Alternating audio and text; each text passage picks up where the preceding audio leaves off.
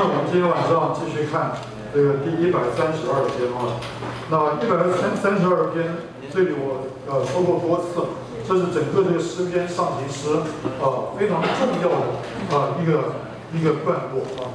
那上行诗如果说是一个上行的过程，那132篇是真正开始有一个明确的这个属灵的上行因为在这边你要看见一件事，就是这里有一个在生命里追求主的人，他到了这个132篇之后，你明显的看见他整个这个人，他生活的中心，他人生的中心，因着他在生命里面有一种的长大，达到某一种的成熟，所以他的中心就真正从自我为中心转到以神的需要为中心了。你要知道，这种的转移绝不是瞬间发生，没有可能的，这是不可能。因为这种的转移，它乃是一个人的生命里经过许多成长的过程，一点那个累积出来的结果好，那所以你也看见这个132篇，它的篇幅很特别，是整个这个上行诗里面最长的一篇的篇幅那在这里面你可以看见这个人他怎么有一种这个与主在那里一起同行的那个这个叫什么心路历程那我们已经给弟兄姊妹看过，这132篇总共18节，它分成了4段，对不对？这个第一段就是他经历一种的苦难，第二段他经历一种的漂泊。第三段他经历掌权，最后他经历安居。但是重点乃是在每一段里面，他成为一个与主一同的人。这是不得了的一件事这是不得了的一件事第一段，你看见在这里有一个人，他是一个与基督同苦难的人。对不对呢？弟兄们，今天说到苦难，不要说与基督同苦难，连许多的时候，我们这个我们自己在生活中经历一点苦难，我们就开始骂主，对不对？所以许多时候主这个在我们的生活中是为着我们有的时候要有一些的所谓的管教，是你不对了嘛，对不对？这个你偏了，所以主兴起一些管教。我们在那样的管教里面，尚且我们就有的时候就开始对主有许多的不满，对不对？甚至我们就一起不聚会，对不对？你看我们这个人好像跟主之间这个距离常常是这个非常这个遥远。即或我们在那里说我们与主很相近，那个相近好像常常也是主被迫从他的立场出来与你相近，对不对呢？比方说你在一个极深的为难中的时候，你呼求主当然与你相近，但是那不是为了主，是为了你。阿门吧，对不对？好，所以主不会以那个为满足。那更不要说许多的时候，主稍微把我们再带往前的时候，有的时候他就开头的时候，主量给我们的苦难都是合理的，都很合理的。就是你本来就该打，你这个人你看这个不听话，对不对？你这个人偏行己路，所以那个打都是合理的，对不对？那个连那样的打，主的轻重有的时候都量得很小心的，对不对？这个量的稍微过点，你不满意你就不去了，你就要翻脸。我们这个基督徒翻脸翻书我跟你讲，比对人翻脸翻书还快得多。对人翻一本书的时候，我还翻像《红楼梦》那么厚一本书。对主翻书的时候，我们就像我们结晶读经纲要一样，真结晶啪一下就翻，说不来就不来。我想我服侍人是很多，原谅我。我都接触了这个弟兄姊妹，我发现因为弟兄姊妹这个心意已决懂吗？心意已决要去爱世界，心意已决准备不离主。那个决我跟你讲，那比所有做其他事的决定还要厉害，真的是还要厉害，这不得了，对不对？他做其他事决定的时候，这样好吗？那样好吗？这样会不会怎样？那样会不会怎样？还考虑很多，对吧？他连要跟一个人绝交，他都要想很多。但是我告诉你他要跟主翻脸的时候，那好像这个我就不说了你看我们这个人是不简单的。好，那更不要说等到有一天主在我们身上量一些叫做不合理的苦难的时候，那就更不简单。什么叫不合理的苦难？就是不是因为你犯错，不是因为你这个得罪主，那它不是来自管教，它是来自于什么？来自于主啊，在你身上要有一种更深生命的工作。所以啊，那个叫什么？叫做剥夺，对不对？比方说，你有一点小的兴趣，这不是罪，也不是错。基督徒有时候也可以有兴趣，但是有一天主为着你能够更专一的跟随他，主下手剥夺。你有一点小小的才华，有一天主下手剥夺。甚至啊，我告诉你，你在教会中，比如说服侍有一些小小的成就，主啊也会进来剥夺。你说连我在教会中服侍有一点成就，主都会进来剥夺吗？会哦，因为那个更可怕，那个东西霸占你，叫你觉得合理性远比你爱世界你还觉得更合理。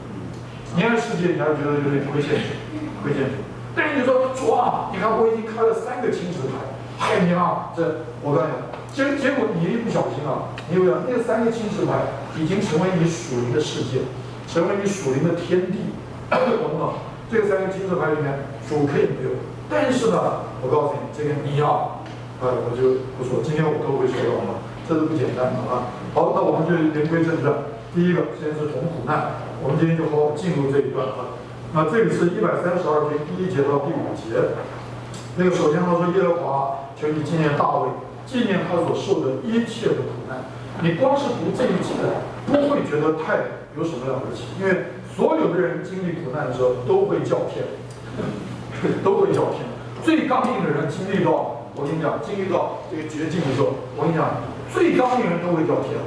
你去跟有个人传福音啊，我说哪里有神，对不对？你跟他说你要信耶稣啊，没有神，对不对？我跟你讲啊，你说呼求主啊，完全不呼求，白痴傻瓜迷信才呼求。那等到他遇到危难的时候，说天哪！再有个人说主啊，他也喊起来了。那所以仅仅在一切的苦难中，他会来求主纪念，这个一点都不稀奇。但是你若是从这个往下来读，你就要肃然起敬，你会发现在这里有一个人啊，他在那里说求你纪念他受的一切苦难的时候，这个苦难那个中心完全不是他自己，乃是基督，懂不懂？所以说耶和华求你纪念大卫，纪念他所受的一切苦难。这个苦难是什么？就是我们曾经说过，叫做基督的苦难，对不对？好，这个第2节他说他怎样向耶和华起誓，向雅各的大能者许愿。他许了一个什么愿呢？他说我必不进我的帐幕，也不上我的床榻。弟兄姊妹，什么是你的帐幕？什么是你的床榻？如果今天啊，你是一个爱主，你是一个愿意在教会中侍奉，我告诉你，你的帐幕、你的床榻，大概就不会适合这个工作，你的那个职场，你不会血于以那个为帐幕床榻。什么叫帐幕？什么床榻？帐幕就是你的经营嘛，床榻就是你的安息的地方。你这个以这个地方为满足，你以这个地方为你人生的目标，对不对？因为什么？不知不觉因着你啊，在爱主，你愿意啊，在教会中侍奉，就是我刚刚讲，你搞一个3个青石牌出来，那个3个青石牌就成为你的帐幕，你懂吗？你看我们今天就拿今天好来讲，许多时候我们啊有一个青石牌很甜美，20个人，对不对？20个人啊，弟兄们就说好了。这个感谢主，我们的20个人，像这次你们南区，对不对？张博弟兄就要一把大刀劈下来，对不对？叫你们那个亲子牌1分为3了，这都不简单了。1分为3啊！我跟你讲，那个分手的时候像勇士诀别一样。你看我们这个社区也一样，要分区、要分牌的时候，会不会这样？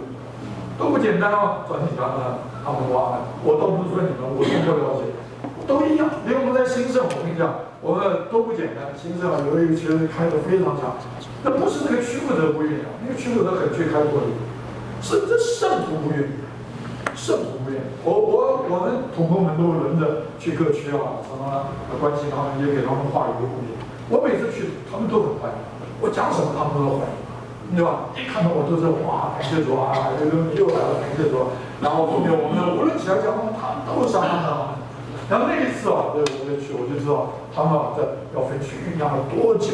我跟你讲，那几乎有的弟兄啊，就要跟弟兄姊妹，就要跟那个区负责都要翻脸反目，是吧？因为多甜美，对不对？这一个区长到50、60个人，那个都是一路从开头披荆斩棘出来的嘛，在一起那革命，那叫什么啊？革命情感，对不对？现在吧，这个分区还不是分到另外一条街，另外一条就是从楼下分到楼上，分到楼下。我想那个是生离死别啊，这是不可思议啊，不可思议啊！那我就说哦，开头嘛，那波饼还是在一起吧，生也对吧？哇，那个，我只差没有用鬼哭神嚎啊！这到底怎么回事？什么事这么严重？原不简单。那对不起，我这么讲，我在那个区的区务的话是太好，它完全是一个开拓的区。但是就是弟兄姊妹也不是都是这样，就是相当一些弟兄姊妹就不简单。这人之常情嘛，对不对？我们这个能够这个在一个现在习惯的情形这么热络，这不是很好吗？一分区，那个各方面都是重新开始，都不简单。弟兄姊妹，这个时候我就问，好，这个区它还是不是主的照顾？你不能说不是。我知道你们给我这么一讲，都不敢讲，我就替你回答。当然还是照顾，但是另一面我就要说，这个区不知不觉，它已经不再是主的账，乃是你的账。大家不懂这个意思吗？阿门。这可怎么了？这个我连讲这个你们都不能理会，不能懂吗？你懂吗？就是说，对不对？这个，我们在这里过得太好，我们过得太甜蜜，我们过得太难舍难分了。那至于主怎么想，我不管，对不对？主说我要争我要扩展，这我不管，这是你的事你去争别的区，你去别的会所，你去别的教会争。我们这些人50、60人是准备从现在开始，一直到7老80，拄着拐杖头发都掉光了。我们连将来墓地都已经买好，就准备埋在一起。我问你，主能不能满足于这样一个区？结果这样一个区，不要说有一天60、70个人，争到600、700人，全世界、全宇宙最大的区主能满足？永远就守着这么一个会所，永远就要在主能满足。你懂吗？那我就说，好，在这个时候，你不能说这个区它不再是高铁站，它是高铁，它不会改变。但是呢，我就要给强调，这个区它不再是神的账目，它成为你的账目，它只为着满足你它只为着叫你开心，叫你舒坦，对不对？好，所以弟兄姊妹，这个要很厉害。他说我不容我的眼睛睡觉，我并不进我的账目，懂了没？那个时候，感谢主，大卫他已经这个把所有的仇敌都这个平定，这个他也建立国度。大卫从来没有一天，他不像扫罗他这个一得着国之后，他就把这个国不再当成是神的国，是当成自己的国。所以有一天他才骂他的儿子约拿单，因为约拿单他很干净，他就跟随大卫。他说：“神若是立你做受膏者，做君王，我将来做你宰相。”他根本没有一个脑筋说这个爸爸这个国是我老爸。所以将来我理当我是接续我爸，这个国就变我。约拿单非常开心，但是他爸爸扫罗就不这么想，他爸爸就当场骂这个儿子，臭骂他。他说：“你这骂的真够难听，你这我可以在这里讲，骂的那个话真是难听，几乎就是我们今天可以说是脏话都说不出来，对吧？”然后他就说：“你这个你不知道这个国将来就是你的国吗？你怎么好像还在这里拱手把这个国让给别人？你知道那个你的国得罪主。”就得罪，弟兄姊妹，我再问你，那个亲职区是你的亲职区，还是主的账目？阿门。那种没人讲。阿门。你所在的那个区，对不对？比方说，作为一主任在建新区，那个区是你的区，你就等在那边，等着有一天那个你们那个年长的区负责，你们年长弟兄在里边，比方说吴弟兄、吴永仁，是不是吴弟兄？不是，他是谁？庄弟兄。庄哪个？那主公不算这里自猜的。那你这个很不幸你跟他太近，你很错了，对不对？才养老的时候你也老，或者说有一个年长在那，你会不会有一个心态我就等等有一天我们这个年长弟兄还有老的退休这个区就看我的了。那我跟你讲，那你今天就应该好好被主击打，退位，先进坟墓。那是太得罪主，对不对？弟兄姊妹，今天我们这个亲职的服饰也是一样，对不对？这个不是我们的社团，不是我们的一个社交空间，我们必须有一个认识，在这里我们所有所做的一切，乃是为着让主能够从我们中间得着安息。所以我们一直挑战自己。比方说像你或我在说这个亲子特别，我们何必这么自找麻烦，要搞个700人，对不对？搞个100-200人也可以聚得很开心，而且事物变得很简单，对不对？大家好，这就好好过去。但是我们愿意一直把自己摆在一个挑战，对不对？愿意什么？愿意不是顾到我们所习惯、我们所有把握的这个情形，我们愿意来考虑主的需要，对不对？考虑主所看到是什么。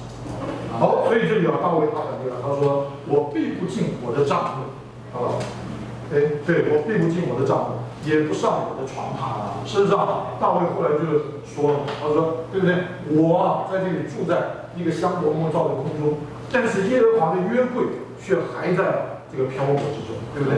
你就知道在这里有一个人，他的确是这个，他说到的苦难，完全不是我们所理解的那个苦难，懂不懂？他在这里所说的苦难，也不是你所以为就是他早年的，懂不懂？他怎么被扫罗逼迫啊？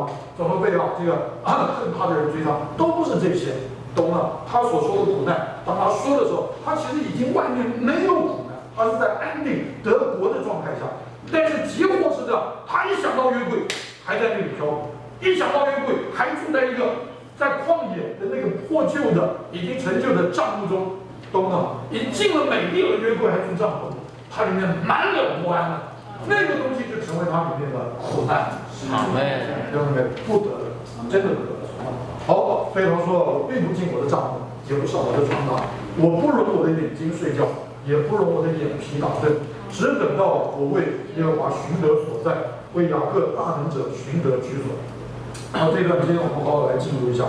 这个他说，求你纪念大卫他所受的一些苦难。然后我们已经说了，他怎样向耶和华起誓。这个耶和华就是主，说到连于他的身位，他的名字，我们神的名字叫耶和华。耶和华这个名字的意思是什么？就是我是，对不对？所以这个是连于他的身位。然后他像雅各的大能者，这不是我们神的名字，这是指的他的工作，懂吗？懂吗？说到雅各，你就知道我们的神乃是一位大能者。为什么？因为他那个死而复活的大能，能把那样一个雅各，我们都知道那个雅各，对不对？那个卑鄙、那个丑陋、那个邪恶、那个狡猾的雅各，做到一个地步，成为神的王子。哇，这个大能是不得了，这大能是不得了，对不对？我今天如果是一个马夫，对不对？我很能打仗，很能杀人，我也有一种大能啊。对不对？杀着敌人片甲不留，然后把你承认了。如果你是我儿子，把你拱上皇位，这种大能一点都不光荣，都荣耀。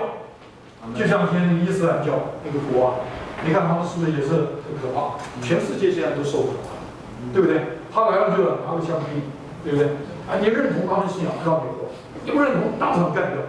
这算什么大能？这算什么大能？对不对？我们的主今天不是，我们的主今天他乃是在内里，在生命的里面来制作，叫你有一天到一个地步，你是从心的里面，从深处自动自发乐意的来成为一个在他手中让他制作，而经过变化跟随他的人。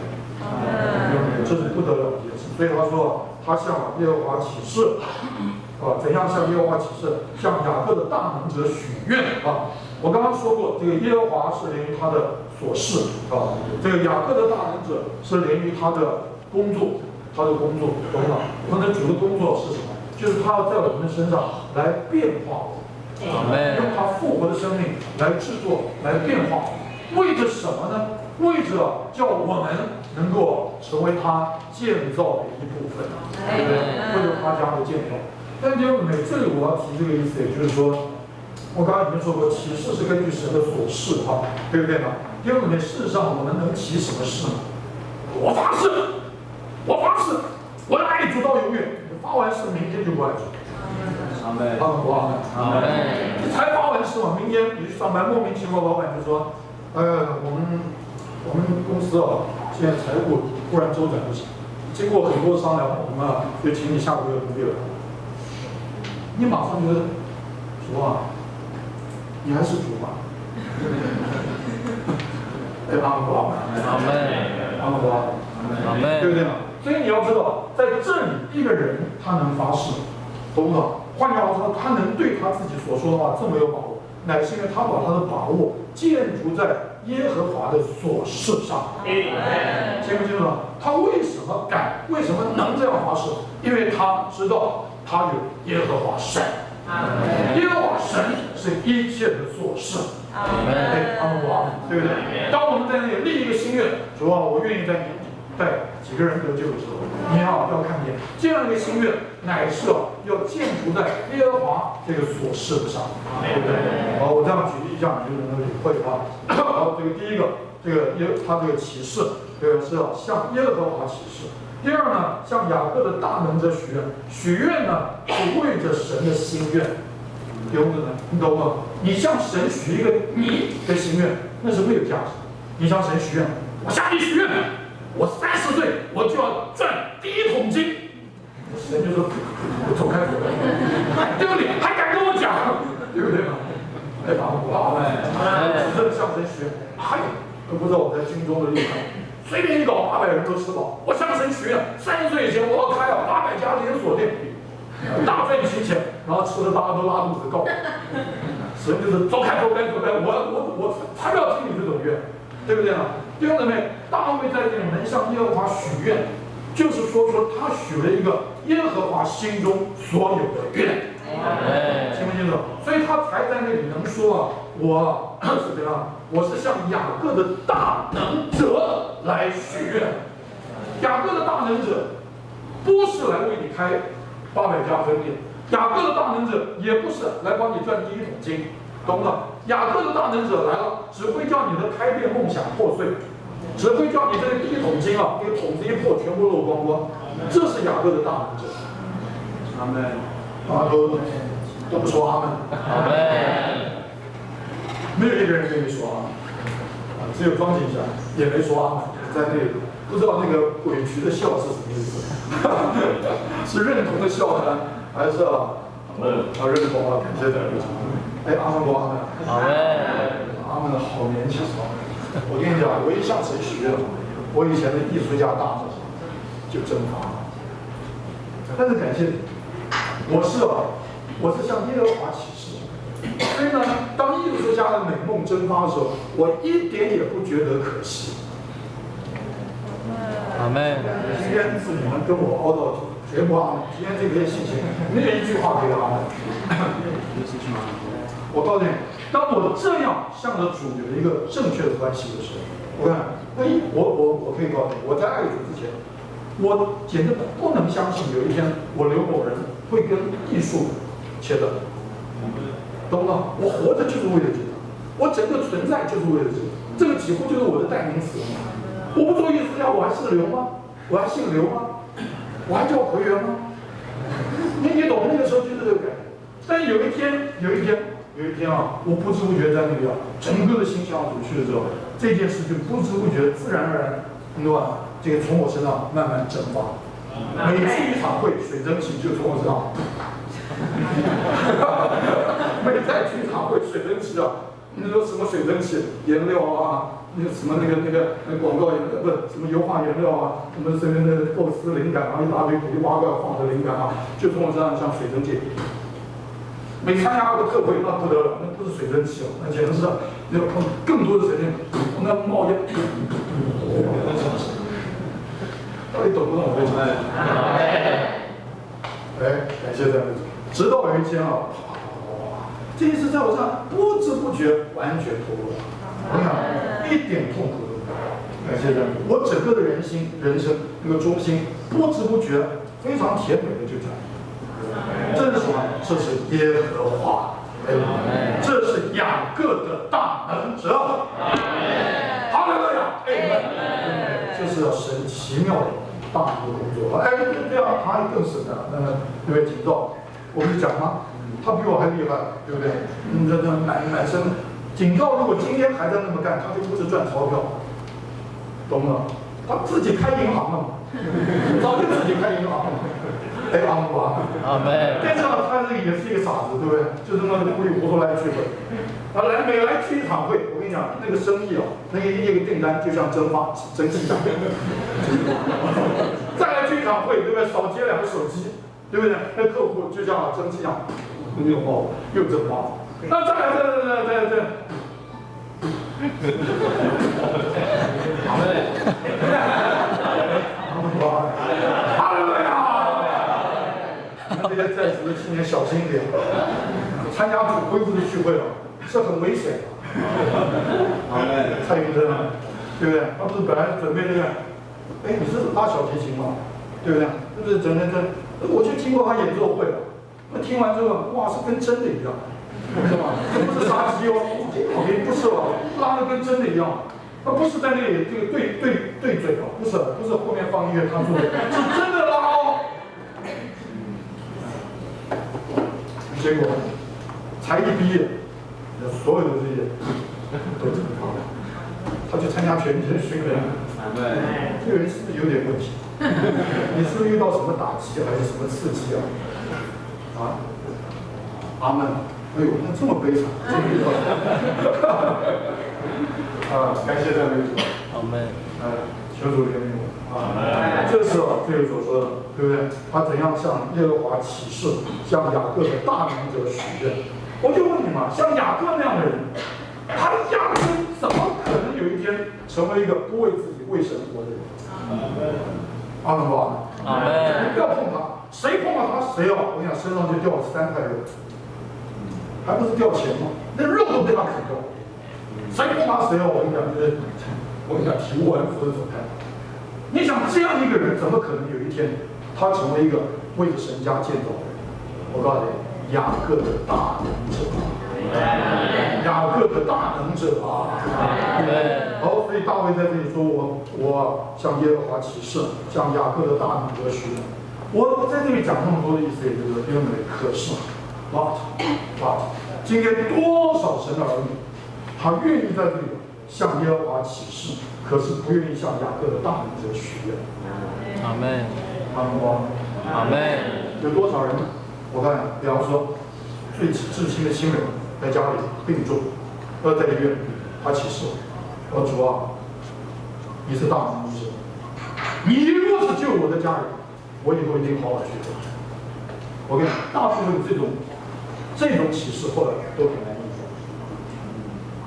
你们懂为什么吗？懂不懂为什么？抓你问这回若是救我的家人，我以后一定好好来去做。你知道为什么所有这种启示后来都很难应验？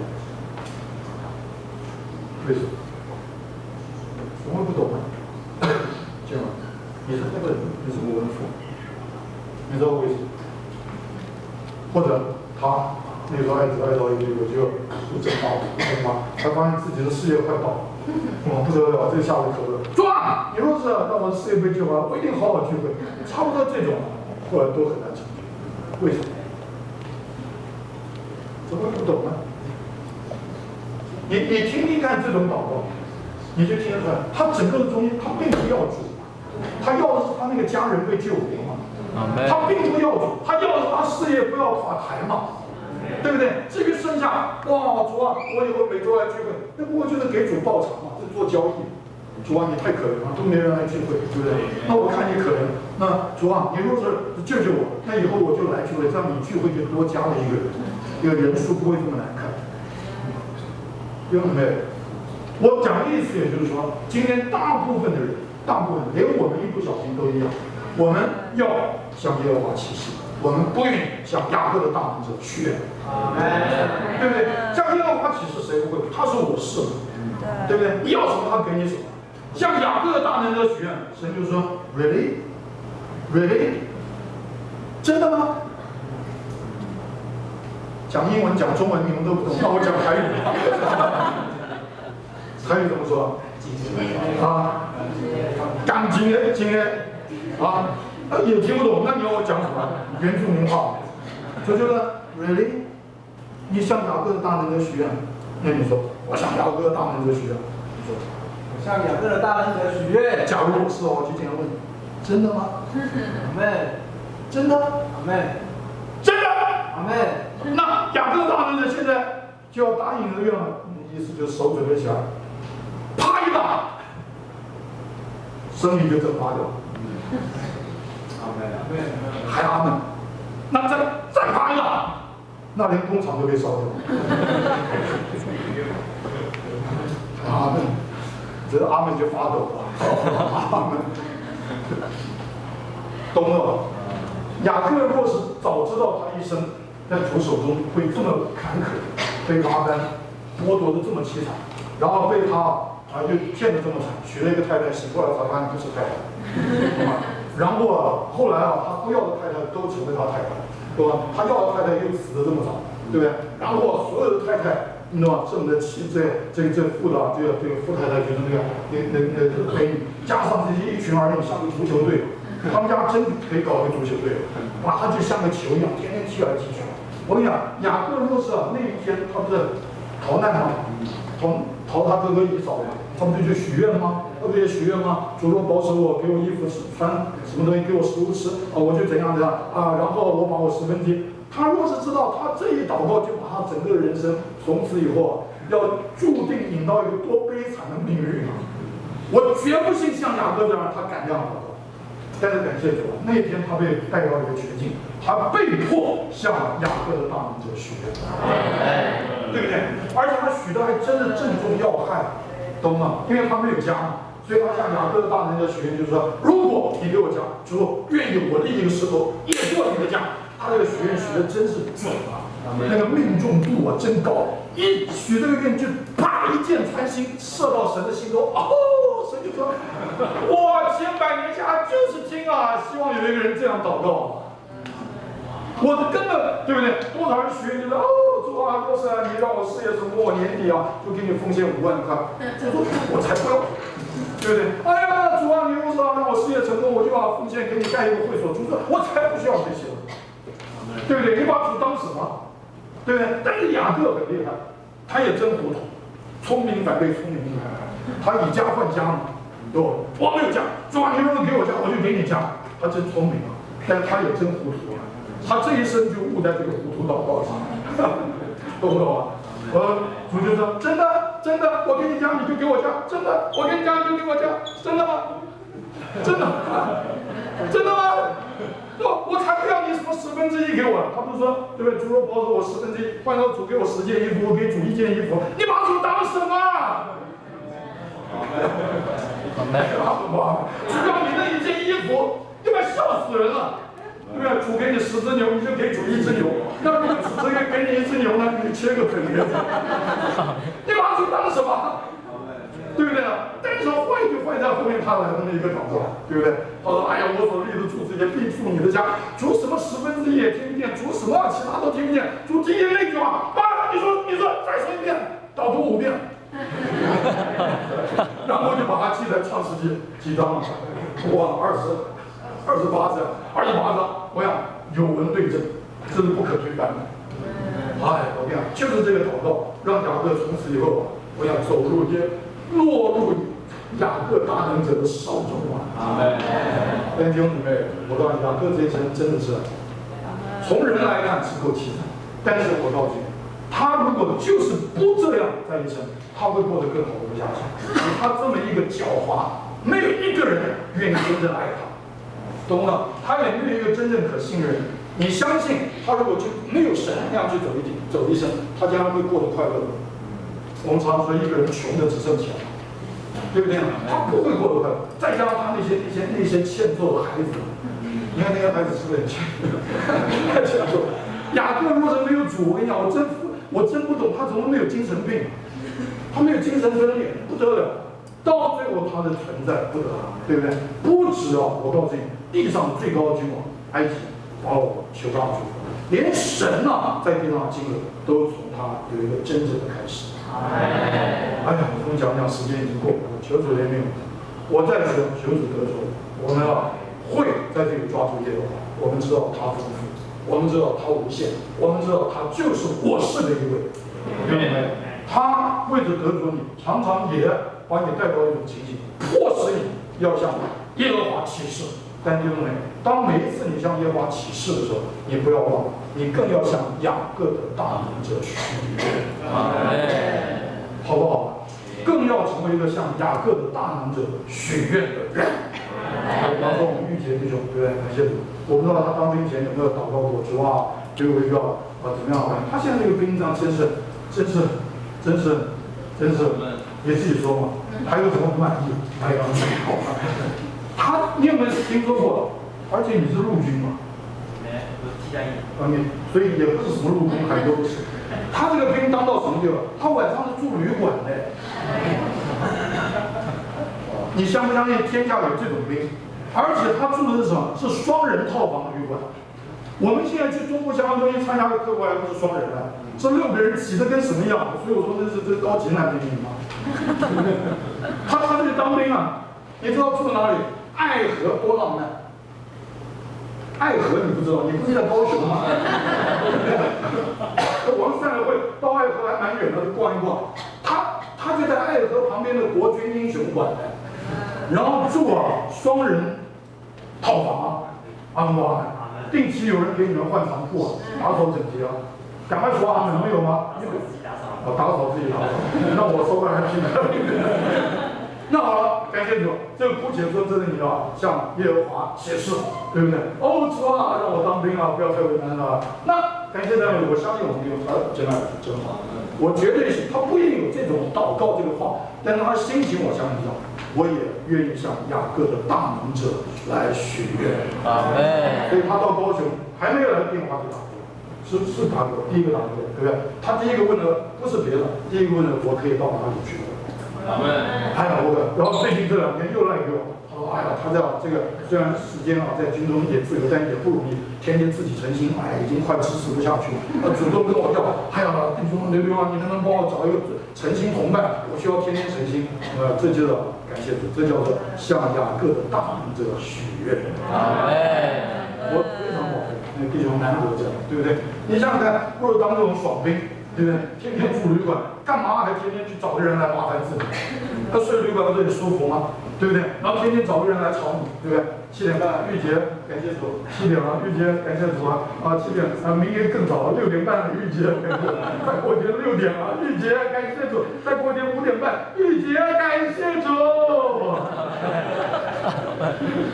哈利路亚！我们弟兄，我相信他不只是一个向耶和华启示的人，对不对？他更是一个像雅各大能者许愿，对不对？本来他开头还说周末有时候，因为他家就在凤山嘛，有时候这个可能也需要，但是慢慢我看他这个都也觉得可以更多的把时间来，周末他也愿意来，其他都愿意，不简单。你不要说当兵他这么轻松，再轻松的兵，我跟你讲，这也是不自由，都想放了假躲起来，对不对？放了假我去逍遥一下，最好找一个没有人认识我的地方。满街都是人，但是没有一个人是我。那我就可以自由一样。没有，感谢主，我们弟兄真爱的权愿意把自己一同摆在我们的中间求主得着我们，好不好？求主得着我们。我们愿意成为一个经历耶和华一切丰富所示的人。当我们这样来经历他一切丰富所示的时候，我们也愿意把自己交在他制作变化的手中。叫我们成为一个为了他居所建造有份的人。好，我们还是有点两的祷告。